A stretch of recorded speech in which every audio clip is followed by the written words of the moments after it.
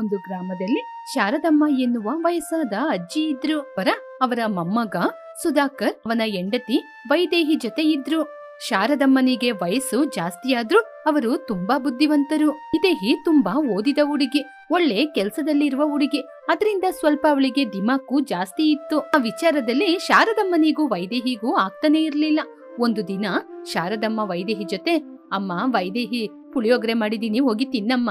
ಅಯ್ಯೋ ಅಜ್ಜಿ, ನನಗೆ ಪುಳಿಯೋಗರೆಲ್ಲ ಇಷ್ಟ ಆಗಲ್ಲ, ನನಗೆ ಇಷ್ಟ ಇಲ್ಲ ಅಂತ ಗೊತ್ತು ತಾನೆ, ನಾನು ಹೊರಗಡೆ ಹೋಗಿ ತಿಂಡಿ ಮಾಡ್ಕೋತೀನಿ. ನಿನಗೆ ಯಾವಾಗ ಇಷ್ಟನೋ ಆವಾಗ ತಿನ್ನಮ್ಮ. ಅಜ್ಜಿ, ಈ ಮನೆಯಲ್ಲಿ ತುಂಬಾ ಹೀಟ್ ಆಗ್ತಿದೆ, ಎಸಿ ಬೇಕು. ಯಾಕಮ್ಮ ಮನೆಗೆ ಎಸಿ ಬೇಕು? ಮನೆ ಒಳಗೆ ಮನೆ ಅಂಗಳದಲ್ಲೇ ಚೆನ್ನಾಗಿ ದೊಡ್ಡ ಮರ ಇರುವಾಗ ಎಸಿ ಬೇಕಾ? ಅಯ್ಯೋ ಅಜ್ಜಿ, ಅದೆಲ್ಲ ನನಗೆ ಇಷ್ಟ ಆಗಲ್ಲ. ಈ ತಿಂಗಳು ಬರುವ ಸಂಬಳದಲ್ಲಿ ನಾನು ಎಸಿನ ತಗೋತೀನಿ. ನೋಡಮ್ಮ, ಸುಮ್ನೆ ಹಣನ ವೆಚ್ಚ ಮಾಡ್ಬೇಡ. ಹಣ ಇಲ್ಲದ ಸಮಯದಲ್ಲಿ ಇದೆಲ್ಲ ಯೋಚನೆ ಆಗುತ್ತೆ. ಅಜ್ಜಿ, ನಾನು ನಿಮ್ಮ ಮುಂದೆನೆ ಕೂತ್ಕೊಂಡಿದ್ರೆ ನನ್ ಮನ್ಸನ್ನ ನೀವು ಬದಲಾಯಿಸ್ತೀರಾ. ನಾನು ಹೊರಟು ಕೆಲ್ಸಕ್ಕೆ ಹೋಗ್ತೀನಿ ಹಾಗೆ ಅಂತ ಹೇಳಿ ಚಂದ್ರಿಕಾ ಕೆಲ್ಸಕ್ಕೆ ಹೊರಟು ಹೋದ್ಲು. ಚಂದ್ರಿಕಾ ಕೆಲ್ಸಕ್ಕೆ ಹೊರಟು ಹೋದ ನಂತರ ಶಾರದಮ್ಮ ಅವರ ಮನಸ್ಸಲ್ಲಿ ಈ ರೀತಿಯ ಒಂದು ತೀರ್ಮಾನವನ್ನು ಮಾಡಿದ್ರು. ಈ ರೀತಿ ಅಹಂಕಾರ ಇರುವ ಹುಡುಗಿರನ್ನ ನಾವು ಕೋಪದಿಂದ ಬದಲಾಯಿಸಕ್ಕೆ ಸಾಧ್ಯ ಇಲ್ಲ. ಅವ್ರನ್ನ ಪ್ರೀತಿಯಿಂದ ಅವ್ರ ದಾರಿಯಲ್ಲೇ ಹೋಗಿ ಬದಲಾಯಿಸ್ಬೇಕು. ಖಂಡಿತ ಇವಳು ಬದಲಾಗ್ತಾಳೆ. ಹೀಗಿರುವಾಗ ವೈದೇಹಿ ಆಫೀಸಿಂದ ಕೋಪದಿಂದ ಬಂದ್ಲು. ಏನಾಯ್ತಮ್ಮ, ಆಗಿದ್ದೀಯಾ? ಏನೂ ಇಲ್ಲ ಅಜ್ಜಿ, ಆಫೀಸಲ್ಲಿ ನಮ್ ಮ್ಯಾನೇಜರ್ ನನ್ನ ಬೈದ್ರು. ಯಾಕಮ್ಮ, ಏನಾಯ್ತು? ಏನು ಇಲ್ಲತ್ತೆ, ತಪ್ಪಾಯ್ತಾ? ಅದರಿಂದನೇ ಅವರು ಬೈದ್ರು. ಇಲ್ ನೋಡಮ್ಮ ಮೊಮ್ಮಗಳೇ, ಮಾಡುವ ತಪ್ಪಲ್ಲಿ ದೊಡ್ಡ ತಪ್ಪು ಸಣ್ಣ ತಪ್ಪು ಅಂತ ಏನೂ ಇಲ್ಲ. ನಾವು ಮಾಡುವ ತಪ್ಪಿನಿಂದ ಒಂದಲ್ಲ ಒಂದಿನ ನಮ್ ಸಂಬಳನ ನಾವು ಕಳ್ಕೋಬೇಕಾಗುತ್ತೆ. ಇನ್ ಮುಂದೆ ಆ ರೀತಿ ತಪ್ಪನ್ನು ಯಾವತ್ತೂ ಮಾಡ್ಬೇಡ. ನಾನೊಂದ್ ಹೇಳ್ತೀನಿ, ಯೋಚನೆ ಇಟ್ಕಮ್ಮ. ಯಾವ ಕೆಲ್ಸ ಮಾಡಿದ್ರು ಪ್ರೀತಿಯಿಂದ ಕೆಲ್ಸ ಮಾಡ್ಬೇಕು. ಆವಾಗ್ಲೇ ಈ ರೀತಿ ಸಣ್ಣ ಪುಟ್ಟ ತಪ್ಪೆಲ್ಲ ನಡೆಯಲ್ಲ. ಸರಿ ಅಜ್ಜಿ, ಸರಿ, ನಾನೋಗಿ ಅಡಿಗೆ ಮಾಡ್ತೀನಿ. ಅಜ್ಜಿ, ನನ್ಗೋಸ್ಕರ ಏನು ಮಾಡ್ಬೇಡಿ, ನಾನು ಹೊರಗಡೆನೆ ಊಟ ಮಾಡಿ ಬಂದೆ. ಹೀಗೆ ಪ್ರತಿದಿನ ಹೊರಗಡೆ ತಿಂದ್ರೆ ಆರೋಗ್ಯ ಏನಾಗುತ್ತೆ ವೈದೇಹಿ? ಹಾಗೆಲ್ಲ ಏನೂ ಆಗಲ್ಲ ಅಜ್ಜಿ. ಹಾಗೆ ಅಂತ ಮನೆಯೊಳಗೆ ಹೊರಟೋದ್ಲು. ಹೀಗಿರುವಾಗ ವೈದೇಹಿಗೆ ಆ ದಿನ ಸಂಬಳ ಸಿಕ್ತು. ಸಂಬಳ ಸಿಕ್ಕಿದ ತಕ್ಷಣ ತನ್ನ ಗಂಡನ ಬಳಿ ಹೋಗಿ, ರೀ, ಈ ತಿಂಗಳು ಸಂಬಳ ಬಂತು, ಮನೆಯಲ್ಲಿ ತುಂಬಾ ಸೆಕೆ ಆಗ್ತಿದೆ, ನಾವು ಒಂದು ಎಸಿ ತಗೊಳ್ಳೋಣ. ಎಸಿ ತಗೊಳ್ಳಿಕ್ಕೆ ಇವಾಗ ಕೈಯಲ್ಲಿ ಹಣ ಇಲ್ಲ ವೈದೇಹಿ. ನಾವು ಕೂಡಿಟ್ಟ ಹಣ ಇದೆ ಅಲ್ವರಿ? ಆ ಹಣವನ್ನೆಲ್ಲ ನಾವು ಖರ್ಚು ಮಾಡಿದ್ರೆ ಮುಂದಿನ ಜೀವನಕ್ಕೆ ಏನ್ ಮಾಡೋದು ರೀ? 1 ತಿಂಗಳಲ್ವಾ, 1 ತಿಂಗಳು ಅಡ್ಜಸ್ಟ್ ಮಾಡ್ಕೊಳ್ರಿ. ಸರಿ ವೈದೇಹಿ, ಇನ್ ಮುಂದೆ ನಿನ್ನಿಷ್ಟ. ಹೀಗೆ ವೈದೇಹಿ ಶಾರದಮ್ಮನಿಗೆ ಗೊತ್ತಿಲ್ದೆ ಮನೆಗೆ ಬೇಕಾದ ಎಸಿನ ತಗೊಂಡ್ಲು. ಆ ವಿಚಾರ ಗೊತ್ತಾಗಿ ಶಾರದಮ್ಮನಿಗೆ ಗೊತ್ತಿಲ್ದೆ ತಂದ್ಲು ಅಂತ ಕೋಪ ಬಂತು. ವೈದೇಹಿ ಎಸಿಯನ್ನು ತಂದ ದಿನದಿಂದ ಮನೆಗೆ ಬಂದ ತಕ್ಷಣ ಅಲ್ಲೇ ಕೂತ್ಕೊಳ್ತಾ ಇದ್ಲು, ಹೊರಗಡೆ ಬರ್ತಾನೆ ಇರ್ಲಿಲ್ಲ. ಹೀಗಿರುವಾಗ ವೈದೇಹಿಗೆ ಒಂದು ದಿನ ಆಫೀಸಿಂದ ಒಂದು ಮೆಸೇಜ್ ಬಂತು. ವೈದೇಹಿಯನ್ನು ಜಾಬ್ ಇಂದ ತೆಗ್ದಾಕಿದ್ರು ಅಂತ. ನಾನು ಏನ್ ತಪ್ಪು ಮಾಡಿದೆ ಅಂತ ನನ್ನ ಕೆಲ್ಸದಿಂದ ತೆಗ್ದಾಕ್ಬಿಟ್ರು? ಹೀಗೆ ಮ್ಯಾನೇಜರಿಗೆ ಕಾಲ್ ಮಾಡಿ ಕೇಳಿದ್ಲು. ಆವಾಗ ಗೊತ್ತಾಯ್ತು ವೈದೇಹಿಗೆ ಮೊನ್ನೆ ನಡೆದ ಸಣ್ಣ ವಿಚಾರದಿಂದಾನೇ ಅವಳಿಗೆ ಕೆಲ್ಸ ಹೋಗಿದ್ದು ಅಂತ. ವಿಷಯ ಗೊತ್ತಾದ ತಕ್ಷಣ ಅಳ್ತಾ ಇದ್ಲು. ವೈದೇಹಿಯ ಶಬ್ದ ಕೇಳಿದ ತಕ್ಷಣ ಸುಧಾಕರ್, ಶಾರದಮ್ಮ ಅಲ್ಲಿಗೆ ಬಂದ್ರು.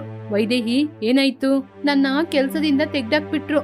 ಆಗ ಸುಧಾಕರ್ ಶಾರದಮ್ಮ ಆಶ್ಚರ್ಯದಿಂದ ವೈದೇಹಿಯನ್ನು ನೋಡಿದ್ರು. ಕೆಲ್ಸದಿಂದ ತೆಗ್ದಾಕ್ಬಿಟ್ರಾ? ಏನ್ ನೀನ್ ಮಾತಾಡ್ತಾ ಇರೋದು? ನಿಜ ರೀ, ನನ್ನ ಕೆಲ್ಸದಿಂದ ತೆಗ್ದಾಕಿದ್ರು. ಯಾಕೆ ಇದ್ದಕ್ಕಿದ್ದಂಗೆ ನಿನ್ನ ಕೆಲ್ಸದಿಂದ ತೆಗ್ದು ಬಿಟ್ರು? ರೀ, ನಾನು ಒಬ್ರಿಗೆ ಕಳ್ಸ್ಬೇಕಾದ ಹಣನ ಗೊತ್ತಿಲ್ದೆ ಇನ್ನೊಬ್ರಿಗೆ ಕಳ್ಸ್ಬಿಟ್ಟೆ. ಆ ತಪ್ಪಿನಿಂದನೇ ನನ್ನ ಕೆಲ್ಸದಿಂದ ತೆಗ್ದಾಕ್ಬಿಟ್ರು. ಇದು ಸಣ್ಣ ವಿಚಾರ ಹೇಗಾಗುತ್ತೆ ವೈದೇಹಿ? ನಾನೇನು ಗೊತ್ತಿದ್ದು ಮಾಡಿಲ್ಲ ರೀ, ಏನೋ ಗೊತ್ತಿಲ್ದೆ ತಪ್ಪು ಮಾಡ್ಬಿಟ್ಟೆ. ನಾನು ಹೇಳ್ದೆ ಅಲ್ವಾ ವೈದೇಹಿ, ನಾವು ಸರಿಯಾದ ಮನಸ್ಸಿನಿಂದ ಕೆಲಸವನ್ನು ಮಾಡ್ಬೇಕು, ಇಲ್ಲದಿದ್ರೆ ಹೀಗೇನೆ ಆಗೋದು. ನಾನು ನಿನ್ಗೆ ಮೊದಲೇ ಈ ವಿಚಾರದ ಬಗ್ಗೆ ಹೇಳಿದ್ದೆ. ನಡೆಯೋದು ನಡೆದೋಯ್ತು, ಇನ್ ಮುಂದೆ ಆದ್ರೂ ಬದಲಾಗಮ್ಮ. ಬೇರೆ ಏನಾದ್ರೂ ಒಂದು ಒಳ್ಳೆ ಕೆಲ್ಸನ ಹುಡ್ಕೋ. ದುರಂಕಾರ ಒಂದಲ್ಲ ಒಂದಿನ ನಿನ್ನ ಗುಂಡಿಗೆ ತಳ್ಬಿಡುತ್ತೆ. ಅಜ್ಜಿ, ಇನ್ ಮುಂದೆ ನಾನು ಖಂಡಿತ ಬದಲಾಗ್ತೀನಿ. ಅವತ್ ರಾತ್ರಿ ನೀವು ಯಾಕೆ ಎಸಿ ಬೇಡ ಅಂತ ಹೇಳಿದ್ರಿ ಅಂತ ಅರ್ಥ ಆಯ್ತು. ಹಾಗೆ ಅಂತ ಆ ಕಡೆ ಈ ಕಡೆ ನಡೀತಾ ಇದ್ಲು.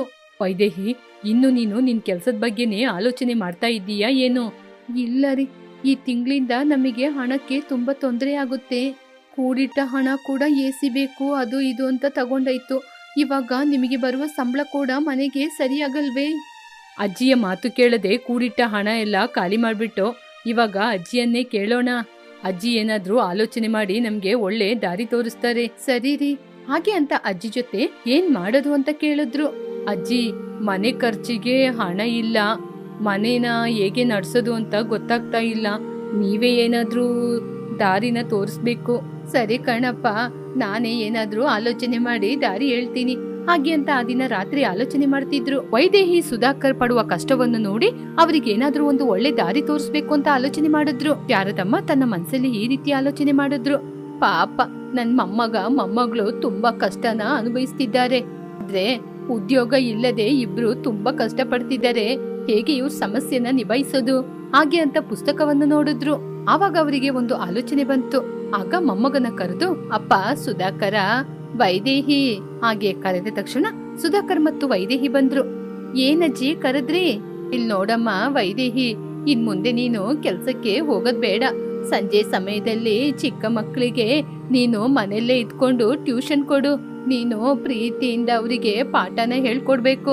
ನನಗೆ ಹೇಗೋ ಉಪ್ಪಿನಕಾಯಿ ಹಾಕಕ್ಕೆ ಗೊತ್ತು. ನಾನು ಸುಧಾಕರು ಉಪ್ಪಿನಕಾಯಿ ವ್ಯಾಪಾರವನ್ನು ಮಾಡ್ತೀವಿ. ನೀನು ಮಕ್ಕಳಿಗೆ ಟ್ಯೂಷನ್ ಹೇಳ್ಕೊಡು. ಒಳ್ಳೆ ಆಲೋಚನೆ ಮಾಡಿದ್ರಿ ಅಜ್ಜಿ. ಹೌದಜ್ಜಿ, ಒಳ್ಳೆ ಆಲೋಚನೆ. ಆದ್ರೆ ಇವಾಗ ನನ್ ಜೊತೆ ಅಷ್ಟೊಂದು ಹಣ ಇಲ್ಲ. ಪರವಾಗಿಲ್ಲಪ್ಪ, ನನ್ ಜೊತೆ ಇದೆ. ನನ್ನ ಪೆನ್ಷನ್ ಹಣವನ್ನು ಕೂಡಿಟ್ಟಿದ್ದೀನಿ, ಅದ್ ಕೊಡ್ತೀನಿ. ಸರಿಯಾ? ಸರಿ ಅಜ್ಜಿ. ಹೀಗೆ ಮನೆ ಅಂಗಳದಲ್ಲಿ ಬೋರ್ಡನ್ನು ಹಾಕಿದ್ರು, ವೈದೇಹಿ ಟ್ಯೂಷನ್ಸ್ ಅಂತ. ಒಂದು ದಿನ ಪಕ್ಕದ ಊರಿನಿಂದ ಸಿದ್ದಯ್ಯ ಎನ್ನುವ ವ್ಯಾಪಾರಿ ಶಾರದಮ್ಮನ ಉಪ್ಪಿನಕಾಯಿ ತಗೊಳ್ಳಿಕ್ಕೆ ಬಂದ. ಅಮ್ಮ, ಯಾರಪ್ಪ ನೀನು? ನಾನು ಪಕ್ಕದೂರಿನಲ್ಲಿ ಉಪ್ಪಿನಕಾಯಿ ವ್ಯಾಪಾರ ಮಾಡ್ತಾ ಇದ್ದೀನಿ. ನಿಮ್ಮ ಉಪ್ಪಿನಕಾಯಿ ನನಗೆ ತುಂಬಾನೇ ಇಷ್ಟ ಆಗಿದೆ. ಹೌದಾ ಕಣಪ್ಪ, ನನಗೆ ನಿಮ್ಮ ಉಪ್ಪಿನಕಾಯಿ ಬೇಕು. ನಿಮ್ ಜೊತೆ ಉಪ್ಪಿನಕಾಯಿನ ತಗೊಂಡು ನಾನು ಹೊರಗಡೆ ವ್ಯಾಪಾರ ಮಾಡ್ಕೋತೀನಿ. ಆದ್ರೆ ಅದ್ರ ಮೇಲೆ ನಮ್ಮ ಉಪ್ಪಿನಕಾಯಿ ಹೆಸರು ಮಾತ್ರ ಇರ್ಬೇಕು. ಅದು ಹೇಗಮ್ಮ ಸಾಧ್ಯ? ನಮ್ಮ ಕಂಪನಿಯ ಹೆಸರಾಗ್ತೀವಿ.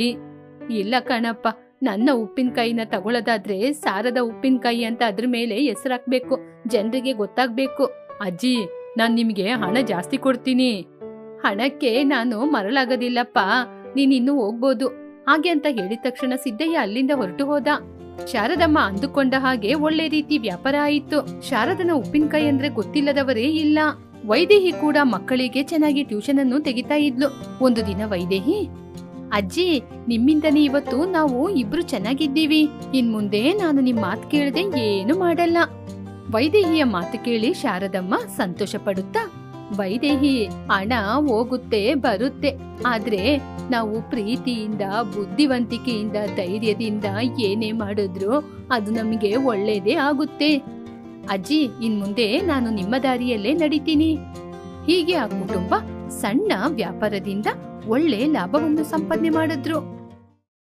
ಆಕಾಶದಲ್ಲಿ ಪಕ್ಷಿಯ ಚಿಲಿಪಿಲಿ, ಊರ ಸುತ್ತಲೂ ಹಸಿರು ತುಂಬಿರುವ ಹೊಲಗಳು, ರೈಲ್ವೆ ಸ್ಟೇಷನ್ ದಾಟಿ ಬರುವ ಪ್ರಯಾಣಿಕರು. ವಿನೋದ್ ಹೈದರಾಬಾದ್ ವಿಮಾನ ಪ್ರಯಾಣ ಮಾಡಿ ಅವನ ಸ್ವಂತ ಗ್ರಾಮವಾದ ಗುರ್ರಹಳ್ಳಿ ಎನ್ನುವ ಗ್ರಾಮಕ್ಕೆ ಕಾಲಡಿ ಇಟ್ಟ. ವಿನೋದ್ ಅವನ ಊರನ್ನು ನೋಡಿ, ಇದು ನನ್ನ ಊರ? ಆ ಹಳೆಯ ಮಣ್ಣಿನ ರಸ್ತೆಯೆಲ್ಲ ಬದಲಾಗಿದೆ, ರೈಲ್ವೆ ಸ್ಟೇಷನ್ ಬದಲಾಗಿದೆ. ಏನೇ ಬದಲಾದ್ರೂ ಕೂಡ ನನ್ನ ಹಳೆಯ ಗೆಳೆಯರು ಮಾತ್ರ ಎಂದಿಗೂ ಬದಲಾಗುವುದಿಲ್ಲ. ಹೀಗೆ ವಿನೋದ್ ತನ್ನೊಳಗೆ ತಾನು ಆಲೋಚನೆ ಮಾಡಿಕೊಂಡು ಅದೇ ರಸ್ತೆಯಲ್ಲಿ ಕೈಯಲ್ಲೊಂದು ಸೂಟ್ಕೇಸ್ ಇಟ್ಕೊಂಡು ನಡ್ಕೊಂಡೋಗ್ತಾ ಇದ್ದ. ವಿನೋದ್ ಬರುವ ವಿಷಯ ಗೊತ್ತಾದ ಅವನ ಪ್ರಾಣ ಸ್ನೇಹಿತ ಸುಧಾಕರ್ ವಿನೋದ್ ಮನೆಗೆ ಬಂದ. ಮನೆಯ ಹೊರಗಡೆ ತನ್ನ ಮಗನ ಬರುವಿಕೆಗಾಗಿ ಕಾಯ್ತಾ ಇದ್ದ ಶಾರದಮ್ಮನನ್ನು ನೋಡ್ದ. ಏನು ಅತ್ತೆ, ವಿನೋದ್ ವಿದೇಶದಿಂದ ಬರ್ತಾ ಇದ್ದಾನೆ ಅನ್ನುವ ಸುದ್ದಿ ನನಗೆ ಹೇಳಲೇ ಇಲ್ಲ. ಅಕ್ಕಪಕ್ಕದವರು ಹೇಳಿದ್ಮೇಲೆನೆ ನನಗೆ ಗೊತ್ತಾಗ್ಬೇಕಾ? ನನಗೂ ಗೊತ್ತಾಗಿಲ್ಲ ಕಣೋ, ನಿನ್ನೆ ಅಷ್ಟೇ ಅವನು ಕಾಗದ ಬರ್ತಿದ್ದ. ನಾನು ಅವನಿಗೋಸ್ಕರ ಎಷ್ಟು ವರ್ಷಗಳಿಂದ ಕಾಯ್ತಾ ಇದ್ದೀನಿ. ನಮ್ಮಿಬ್ಬರ ಸ್ನೇಹ ಅವನಿಗೆ ಇದುವರೆಗೂ ಯೋಚನೆ ಇರುತ್ತಾ? ಆದ್ರೂ ಸಣ್ಣ ವಯಸ್ಸಲ್ಲಿ ಚೆನ್ನಾಗಿತ್ತತ್ತೆ. ಹೌದು ಕಣೋ, ನೀವಿಬ್ರು ಸೇರ್ಕೊಂಡು ಪ್ರತಿಯೊಂದ್ ಜಾಗದಿಂದ ಜಗಳ ಹೇಳ್ಕೊಂಬಂದು ಅವ್ರನ್ನ ನಮ್ಮ ಮನೆ ಮುಂದೆ ನಿಲ್ಸ್ತಾ ಇದ್ರಿ. ಹಾಗೆ ಹೇಳಿದ ತಕ್ಷಣ ಸುಧಾಕರ್ ಅವರ ಸಣ್ಣ ವಯಸ್ಸಿನ ಗಲಾಟೆಗಳನ್ನು ಯೋಚನೆ ಮಾಡ್ಕೊಂಡ. ಶಾಲೆಯಲ್ಲಿ ಕೊಟ್ಟಂತಹ ಬಹುಮಾನವನ್ನು ತೆಗೆದುಕೊಂಡು ವಿನೋದನ ಮನೆ ಮುಂದೆ ಬಂದು ನಿಂತಿರುವ ಮಕ್ಕಳನ್ನು ನೋಡಿ ಶಾರದಮ್ಮ, ಬನ್ನಿ ಮಕ್ಳೇ ಬನ್ನಿ, ಬಂದು ಈ ಗೋಡೆ ಹತ್ರ ನಿಂತ್ಕೊಳ್ರೋ, ಎಷ್ಟು ಕಣ್ಣುಗಳು ನಿಮ್ ಮೇಲೆ ಇದೆಯೋ ಹಾಗೆಂತೇಳಿ ಶಾರದಮ್ಮ ಅವರಿಬ್ಬರಿಗೂ ದೃಷ್ಟಿಯನ್ನು ತೆಗೆದ್ರು. ಹೀಗೆ ಬಂದ ತಕ್ಷಣ ಇಬ್ಬರಿಗೂ ಸಿಹಿಯನ್ನು ಕೊಟ್ರು. ಲೇ, ನಾನು ನಮ್ಮ ಅಪ್ಪನ ಜೊತೆ ದುಬೈಗೆ ಹೋಗ್ತೀನಿ. ಅತ್ತೆ, ಯಾವಾಗ್ಲೋ ಬರ್ತೀಯಾ? ಸಂಜೆ ಆಗುವಾಗ ಬರ್ತೀಯಾ?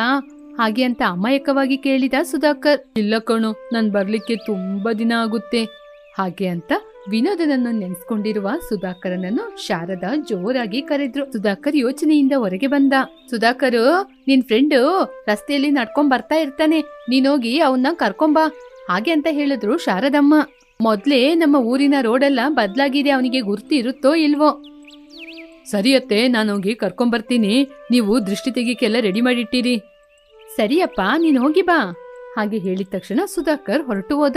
ಬರ್ತಾ ಇರುವಾಗ ರಸ್ತೆಯಲ್ಲಿ ವಿನೋದ್ ಸೂಟು ಬೂಟು ಹಾಕೊಂಡು ಬರ್ತಾ ಇದ್ದ. ಅವನನ್ನು ನೋಡಿ ಸುಧಾಕರ್, ನಮ್ಮ ವಿನೋದು ಸೂಟು ಬೂಟು ಹಾಕೊಂಡು ಎಷ್ಟು ಚೆನ್ನಾಗಿದ್ದಾನೆ, ನೋಡ್ಲಿಕ್ಕೆ ತುಂಬಾ ಚೆನ್ನಾಗಿ ಕಾಣಿಸ್ತಾನೆ ಹಾಗೆ ಅಂತ ಹೋಗಿ ಅವನನ್ನು ತಬ್ಬಿಕೊಂಡ. ತುಂಬಾ ದಿನಗಳ ನಂತರ ಈ ಊರಿಗೆ ಬಂದಿದ್ದೀನಿ, ಸುಧಾಕರ್ನ ಯಾರು ಅಂತ ಗೊತ್ತಿಲ್ಲದ ಹಾಗೆ ನಾಟಕ ಮಾಡ್ಬೇಕು ಹಾಗೆ ಅಂತ. ಯಾರ್ರೀ ನೀವು, ಯಾಕೆ ಬಂದು ನನ್ನ ತಪ್ಕೊಳ್ತಾ ಇದ್ದೀರಾ? ಆವಾಗ ಸುಧಾಕರ್, ಲೇ ವಿನೋದ್, ನಿನಗೆ ನಾನು ಯಾರು ಅಂತ ಯೋಚನೆ ಇಲ್ವಾ? ನಾನೇ ಕಣೋ, ನಿನ್ನ ವಿನೋದು, ನಿನ್ನ ಸಣ್ಣ ವಯಸ್ಸಿನ ಗೆಳೆಯ. ಹೌದಾ, ನನಗೆ ನಿಮ್ನ ಯೋಚನೆ ಇಲ್ಲ, ನನ್ ಮನೆಗೆ ಹೋಗ್ಬೇಕು, ದಾರಿ ಹೇಳ್ಬೋದಾ? ಹಾಗೆ ವಿನೋದ್ ಹೇಳಿದ ತಕ್ಷಣ ಸುಧಾಕರ್ ಕಣ್ಣಲ್ಲಿ ನೀರು ಬಂತು. ನಿನಗೆ ನನ್ನ ಯೋಚನೆ ಇಲ್ವಾ?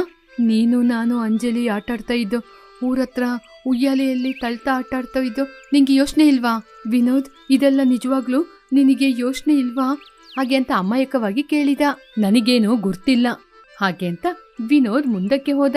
ಸುಧಾಕರ್ ಅವನನ್ನು ನೋಡ್ತಾನೆ ನಿಂತಿದ್ದ. ಆವಾಗ ವಿನೋದ್ ಹಿಂದೆ ತಿರುಗಿ, ಲೇ ಸುಧಾಕರ, ಯಾಕೋ ನೀನ್ ನನ್ಗೆ ಯೋಚನೆ ಇರೋದಿಲ್ಲ, ನೀ ನನ್ ಪ್ರಾಣ ಸ್ನೇಹಿತ ಕಣೋ.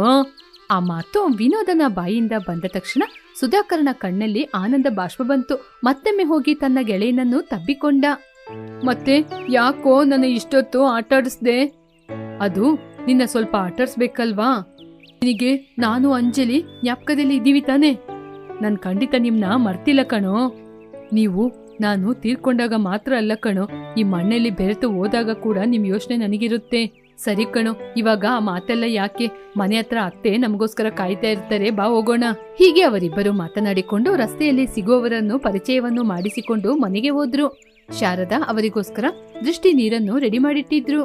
ಅಮ್ಮ, ಹೇಗಿದ್ದೀರಮ್ಮ? ಚೆನ್ನಾಗಿದ್ದೀರಾ? ನಾನ್ ಚೆನ್ನಾಗಿದ್ದೀನಪ್ಪ.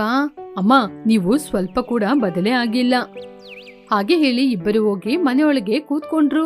ಶಾರದಮ್ಮ ಸಿಹಿ ತಿಂಡಿಯನ್ನು ತೆಗೆದುಕೊಂಡು ಬಂದ್ರು. ಇಬ್ಬರು ತಿಂತಾ ಇದ್ರು. ವಿನೋದ್, ನಿನಗೆ ಯೋಚನೆ ಇದೆಯಾ? ಚಿಕ್ಕ ವಯಸ್ಸಲ್ಲಿ ಅತ್ತೆ ಮಾಡುವ ರವೆ ಲಡ್ಡು ಅಂದ್ರೆ ನಂಗೆ ತುಂಬಾ ಇಷ್ಟ ಅಂತ ಜಗಳ ಮಾಡ್ಕೊಂಡು ತಂದು ಕೊಡ್ತಿದ್ದೆ. ಯಾಕೋ ಯೋಚನೆ ಇರೋದಿಲ್ಲ, ನಿನ್ಗೋಸ್ಕರ ಅಮ್ಮನ ಜೊತೆ ಎಷ್ಟು ಪೆಟ್ಟು ತಿನ್ಕೊಂಡು ತಂದು ಕೊಡ್ತಾ ಇದ್ದೆ ಗೊತ್ತಾ? ನೀನು ಕೂಡ ಮನೆಯಲ್ಲಿ ನಿನಗೆ ಕೊಡುವ ಪಾಲ್ಕೋವನ ನನಗೋಸ್ಕರ ತಂದು ಕೊಡ್ತಾ ಇದೆ ಅಲ್ವಾ? ಪರವಾಗಿಲ್ಲ ಕಣೋ, ಎಲ್ಲನೂ ನಿನಗೂ ನೆನ್ಪಿದೆ. ಹೌದು, ಅಂಜಲಿ ಹೇಗಿದ್ದಾಳೆ? ಇವಾಗ ಕೂಡ ಎಲ್ರ ಜೊತೆ ಸಣ್ಣ ವಯಸ್ಸಿನ ಹಾಗೆ ಜಗಳ ಮಾಡ್ತಿದ್ದಾಳಾ? ಅವಳು ನಿಜ ಕಣೋ, ನೀನ್ ಹೇಳಿದ ಹಾಗೇನೆ ಇದ್ದಾಳೆ. ಆದ್ರೆ ಅವಳಿಗೆ ಇವಾಗ ನಮ್ಮೂರಲ್ಲೇ ಟೀಚರ್ ಕೆಲಸ ಸಿಕ್ಕಿದೆ. ಹೌದಾ? ಹಾಗಾದ್ರೆ ಮಕ್ಕಳನ್ನ ಕೂಡ ಅವಳು ಹೊಡಿತಾನೆ ಇರ್ತಾಳೆ. ಸರಿ, ಇಷ್ಟಕ್ಕೂ ನೀನೇನೋ ಮಾಡ್ತಾ ಇದ್ದೀಯಾ?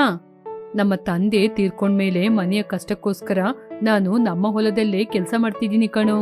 ಓಹೋ, ಹಾಗಾದ್ರೆ ದೇಶಕ್ಕೆ ಅನ್ನ ಹಾಕುವ ರೈತ ನೀನು. ನನಗೆ ರೈತ ನನ್ ಗೆಳೆಯ ಅಂತ ಹೇಳ್ಕೊಳಕ್ಕೆ ಹೆಮ್ಮೆ ಆಗ್ತಿದೆ ಕಣೋ. ಸಾಕೋ ನಿನ್ ಕತೆಗಳು, ಸುಮ್ನೆರೋ. ನೀನು ನಾನು ಅಂಜಲಿ ಸೇರಿ ಹೊಲದತ್ರ ಹೋಗೋಣ. ಹಾಗೆ ಇಬ್ಬರು ಸೇರ್ಕೊಂಡು ಅಂಜಲಿಯ ಮನೆಗೆ ಹೋದ್ರು. ಅಂಜಲಿ, ಹೇಗಿದ್ದೀಯಾ? ಬಾವಾ, ಚೆನ್ನಾಗಿದ್ದೀನಿ ಬಾವಾ, ನೀವೇಗಿದ್ದೀರಾ? ಸರಿ ಸರಿ, ಇಲ್ಲೇ ಮಾತಾಡ್ತಾ ಇರ್ಬೇಡಿ, ಬನ್ನಿ ಹೊಲದತ್ರ ಹೋಗೋಣ. ಸರಿ ಕಣೋ, ಹೋಗೋಣ ಹಾಗೆಂತೇಳಿ ಮೂವರು ಸೇರಿ ಹೊಲದತ್ರ ಬಂದ್ರು. ಸುಧಾಕರ್, ನಿನ್ಗೆ ಯೋಚನೆ ಇದೆಯಾ? ಅಂಜಲಿ ಸಣ್ಣ ವಯಸ್ಸಲ್ಲಿ ಕೈಯಲ್ಲಿ ಗಮ್ಮನ ಎತ್ಕೊಂಡ್ಬಂದು ಎಲ್ಲರ ಬಟ್ಟೆಯಲ್ಲಿ ಅಂಟಿಸ್ತಾ ಇದ್ಲು. ನಿಂಗೆ ಯೋಚನೆ ಇದೆ ತಾನೆ? ಆದ್ರೆ ಇವಾಗ ನೋಡು, ತುಂಬಾ ಬದಲಾಗಿದ್ದಾಳೆ. ಹೌದು ಕಣೋ, ಬದಲಾಗಿದ್ದಾಳೆ. ಸಣ್ಣ ವಯಸ್ಸಲ್ಲಿ ಗಂಡ್ಮಕ್ಳಂಗೆ ಹೊಡೆದಾಡಕ್ಕೆಲ್ಲ ಹೋಗ್ತಾ ಇದ್ಲು. ಇವಾಗ ನೋಡು, ಇವಾಗ ಹುಡುಗಿ ಹಂಗಿದ್ದಾಳೆ.